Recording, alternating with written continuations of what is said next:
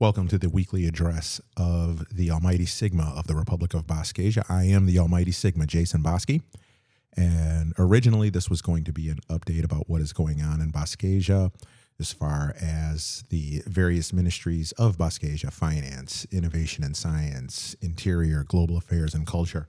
But really, there is one thing that is affecting Boskasia now more than anything, in particular because of the plans for the national energy use, or what am I trying to say here? The official energy program for the Republic of Boskasia, which is a solar array. And the issue is that the United States has implemented global tariffs across the board to the various nations of the earth that export goods to the United States. They had a process for figuring out how much they were going to charge for the tariffs. Very weird process, to be honest with you, where they took the net imports over the total imports and said, this is going to be the rate. I think they halved it too, right? So if you have a 70% trade surplus with goods, and it's only goods, they did not look at the entire trade. They only looked at goods.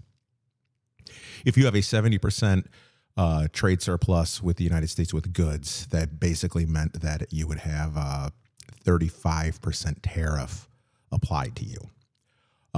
Very meat cleaverish. And then they also put in a floor of 10%. So no matter what, you are getting a 10% tariff, even if you have a trade deficit with, as far as you're concerned, with the United States. So if the United States has a goods trade surplus with you, you still get a 10% tariff. And the effect of this for the world, let's start with the world and then we'll talk about Boskasia. But the effect of this for the world is higher prices. And that's just how it's going to work. Supply and demand is ruthless. It really is. Supply and demand is an equilibrium function. It's a closed system. As much as we want to think of it as an open system, it is a closed system. And the supply curve, which meets the demand curve. So in case you're not familiar with the supply and demand, way supply and demand works, there is a line or a curve that shows how much of a particular good or service will be supplied at a particular price point. And so with that in mind, the supply is upward sloping from zero up. So because the more that consumers will pay for a particular good, the more of that good will be produced, right? Because there's potentially more profit from that, economic profit. Let's be clear, economic profit from that good. The demand curve, on the other hand, goes usually, unless you're talking about a Veblen good, which is something to discuss at a different day, but for almost all goods and services, the demand curve goes in the opposite direction. More will be purchased if the price is lower, right? So the demand is greater as the price goes down. Supply is greater as the price goes up. And so you think about those lines and they cross somewhere, and where they cross, that's the equilibrium where the price is where the price is on its way to. That's really the better way to look at it, because the ability to find that perfect point is almost impossible. It's just like finding the how many of a particular population are at the exact mean, median, and mode in a true bell curve. The answer is always zero, because it's a bell curve. That's how bell curves work. And you can ask a statistician that, and that's what they're going to tell you, is that you don't know.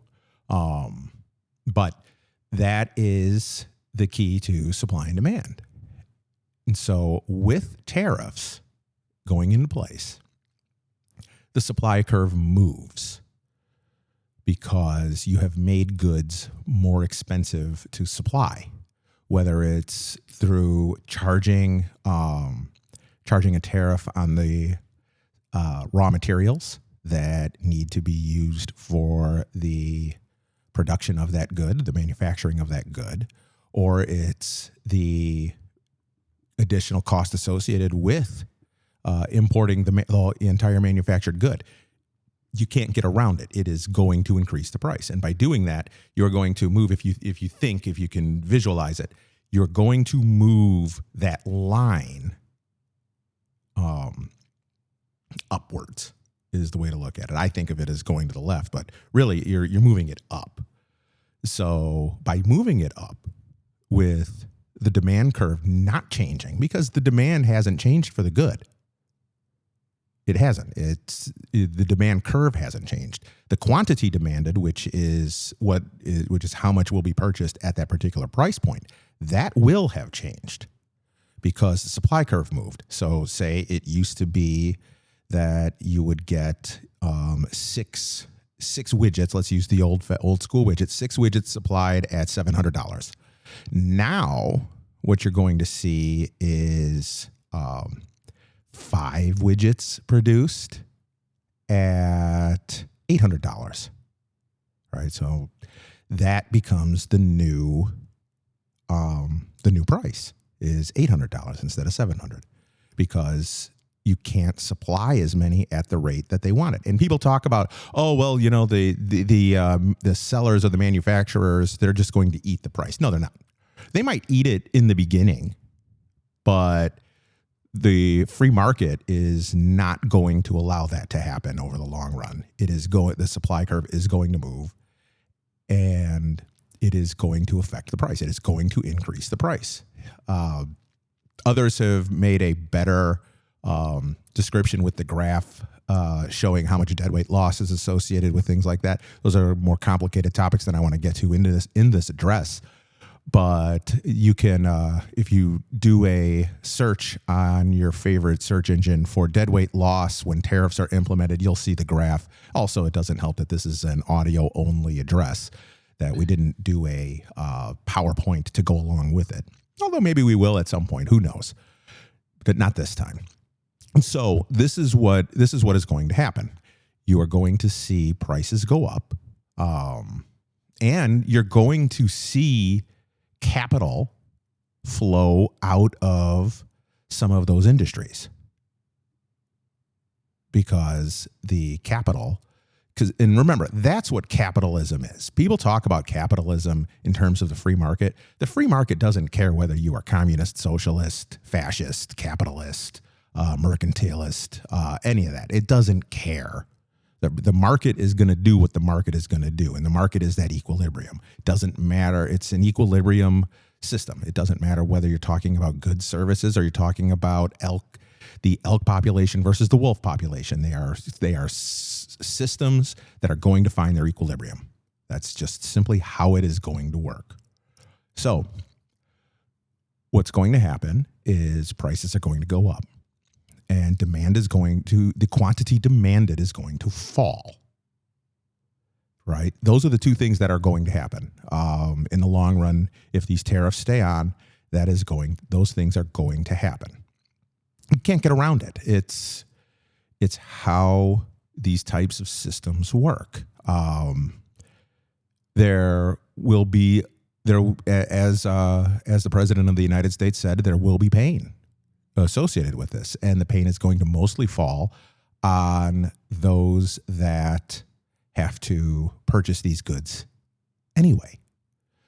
The question now is whether or not there will be a substitution effect. Will the people of the United States and the rest of the world, because there's going to be reciprocal tariffs. China has already put theirs in, and it would surprise me if the rest of the world did not start to tag tariffs onto services that come from the United States, because we talk about the trade deficit that the United States has. That is a goods deficit.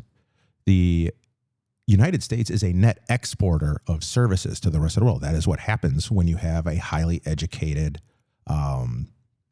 workforce. Is you generally don't make as many goods anymore, but you do make the services.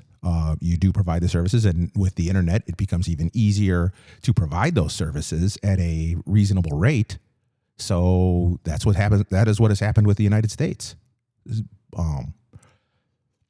Will this cause additional manufacturing jobs in the United States? Maybe.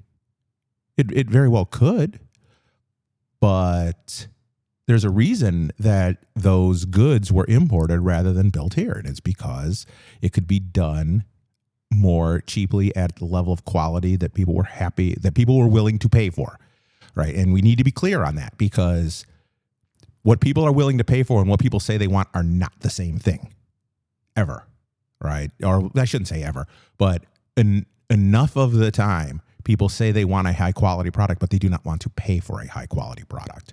They'll say it's too expensive, or some other version of it's too expensive. And sometimes they can't afford it, right? They would love to pay for the higher quality, but they can't afford it. And then they see even if they have the money, they see the price tag and it's like, no, I don't want to do that. That is where you run into the problems. Is Americans like cheap goods. They are. I don't want to cast aspersions on the American consumer, but American consumers like their goods cheap. And even if it's a high quality, well, obviously they want it at the lowest price they can. But everything that is imported is now going to start going up in price. So the question is whether or not people are going to buy it and complain. Are they going to buy less, or are they going to substitute out and buy something completely different? As an example, I don't know whether Lululemon imports their yoga pants. Don't know. I didn't look into it. I just thought of that right now. But I know they make high quality, high priced yoga pants. Those are going to go up. Are people going to continue to buy as many yoga pants as they did in the past? That's the question. Are the consumers going to just eat the price increase and go with it? Or are they going to substitute out? Are they going to say, all right, well, you know what? I'm going to have to go a little bit less expensive now for this article of clothing, or maybe get away from them, maybe stop wearing them. You never know. You never know what's going to happen in an instant like that. But in the long run, we do know what's going to happen because it's been proven time and time again. How does this affect Boskasia is the big question here. There's two ways that this is affecting Boskasia. One is implicit and one is explicit. The implicit way is that the Bosker is backed by the Sovereign Wealth Fund of the Republic of Boskasia. Most of the Sovereign Wealth Fund of the Republic of Boskasia is invested in American equities. And we have seen what has happened to the equity market, also known as the stock market, in the United States over the course of the last 2 days since the tariffs were announced. It has dropped, I want to say 10% in 2 days, maybe a little bit less than that. And that's across all three of the major indices, the Dow Jones, the S&P 500, and the NASDAQ. It has just fallen. And the last time I looked, the futures were showing another 5% decline leading into Monday morning. So that is affecting Boskasia because that sovereign wealth fund is what backs the Bosker. So the Bosker is going to be less valuable compared to the rest of the world, unless I decide to go back to pegging it. Because what had happened was an announcement was made this week that the Bosker was going to start floating against the value of the dollar. And the way that was going to work was certain amount of Boskers were going to be issued into circulation, and they were going to be backed by the assets of Boskasia. And among those was the Sovereign Wealth Fund. Now that the Sovereign Wealth Fund has lost that, theoretically there aren't as many dollars to back the same amount of Boskers. So the value is going to shift. And that's unfortunate. So what I might end up doing is buying back some Boskers, so reducing the circulation of the Boskers so that the Boskasian central bank will purchase Boskers out on the open market in order to go back to the peg.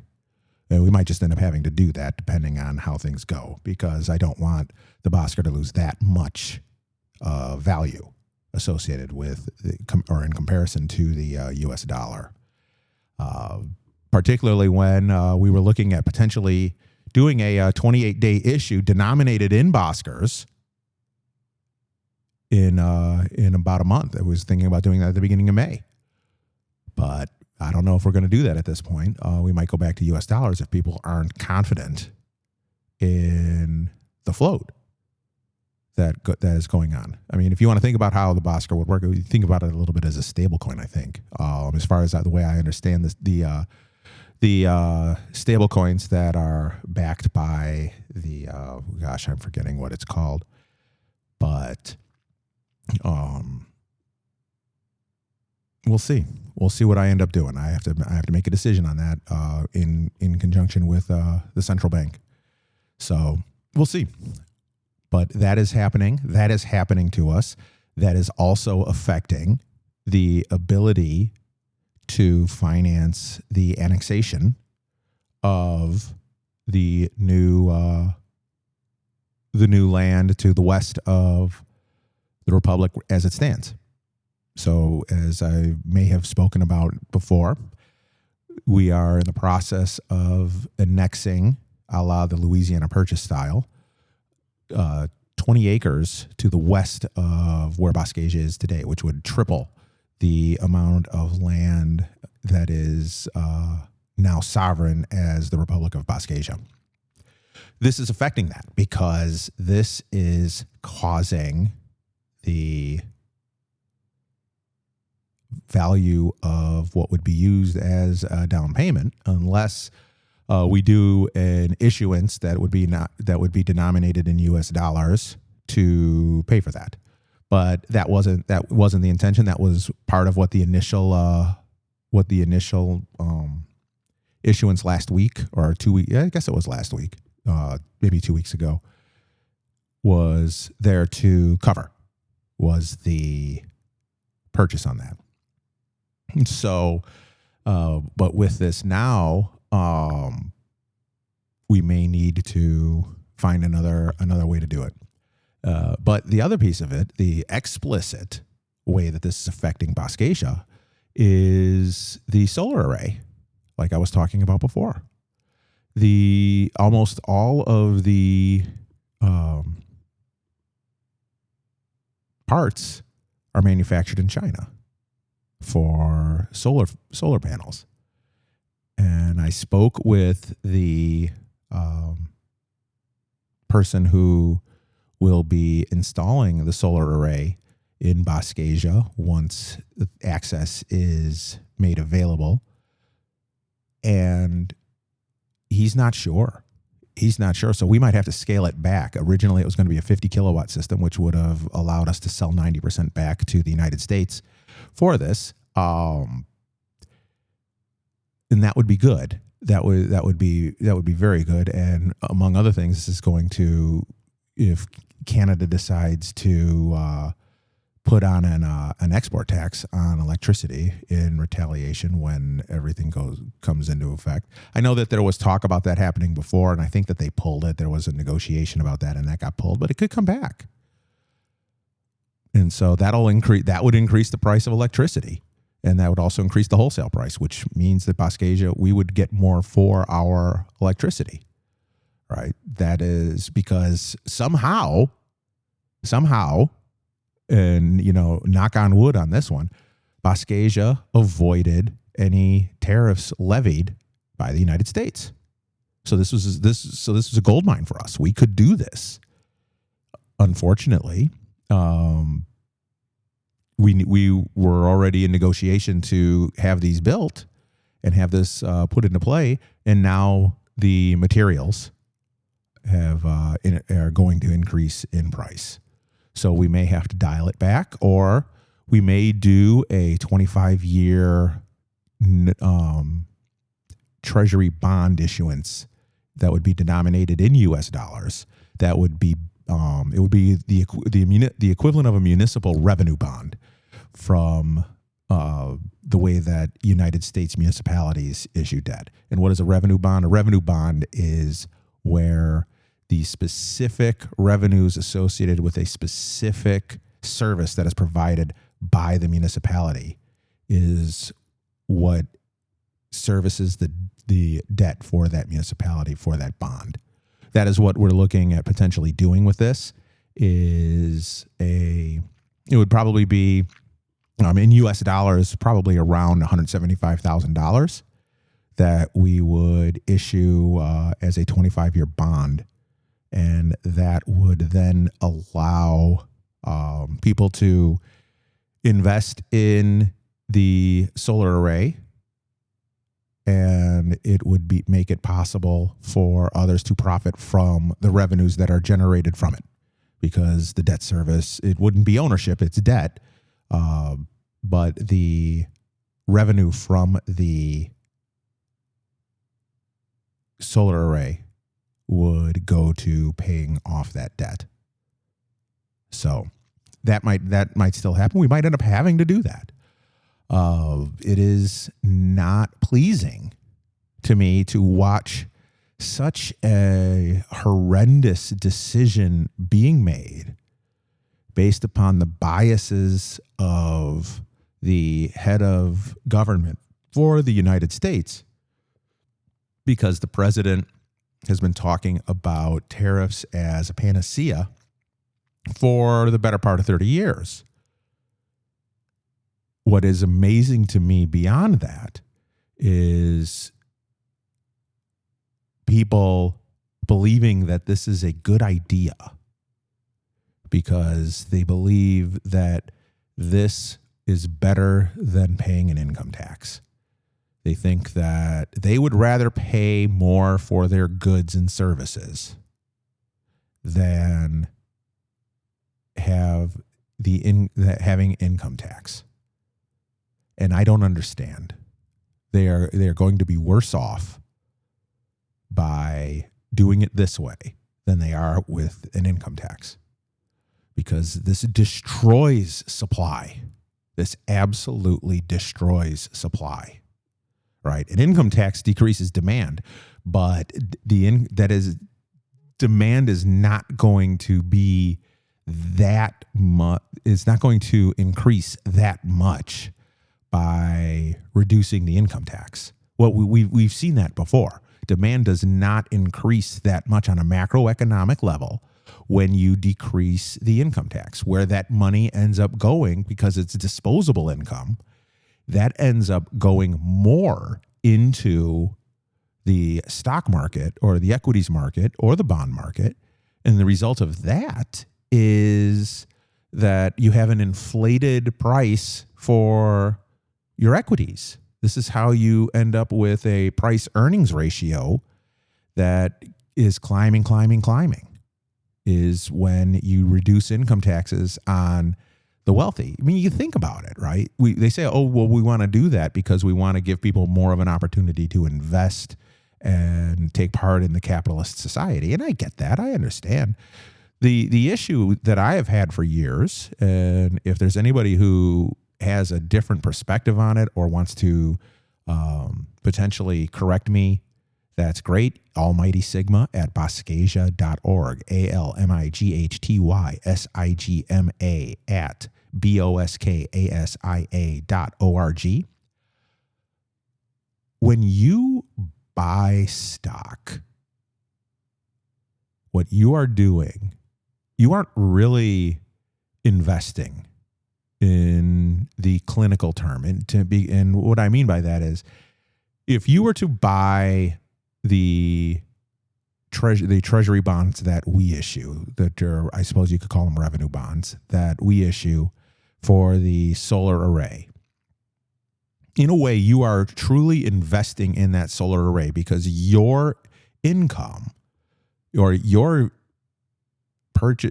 loaning Boskasia that money is going to allow Boskasia to get that solar array to then pay you back.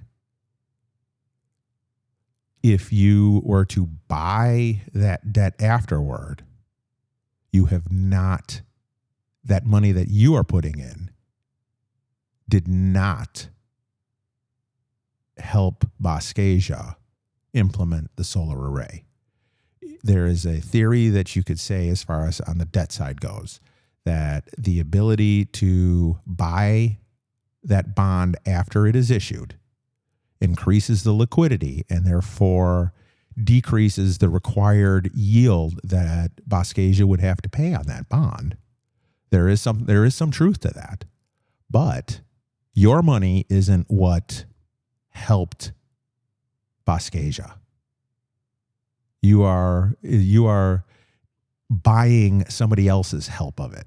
So if you look at it as that's the same thing, then we see things differently, and that's fine. You can look at it that way if you want to. I don't look at it that way. I look at it as purchasing an asset that has a return on it. I do not look at it as helping that project out. So that is how I see things. That is how things in Boskasia are going to be affected by this.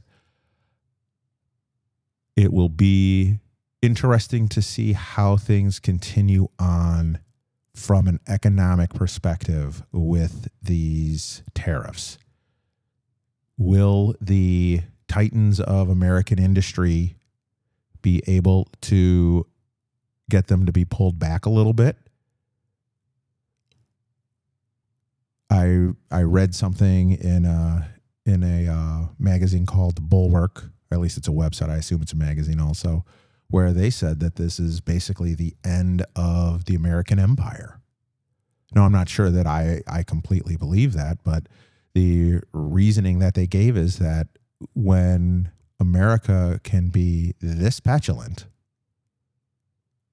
and this capricious, that they are going to place tariffs on everything across the board, that America can no longer be trusted to lead the world.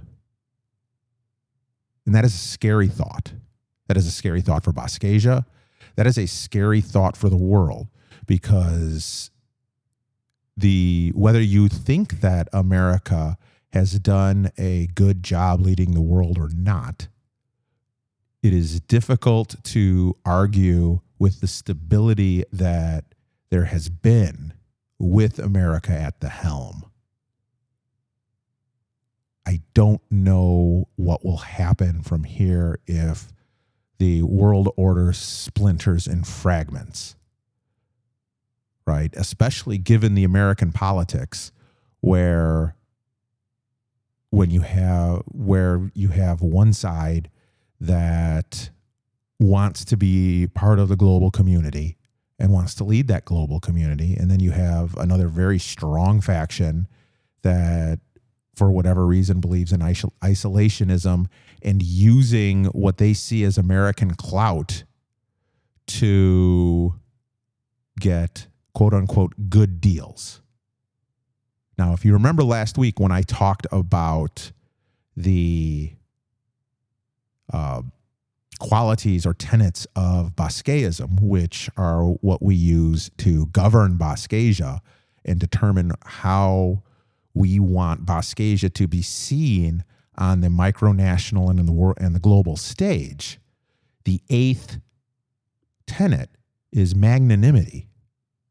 And magnanimity says you do not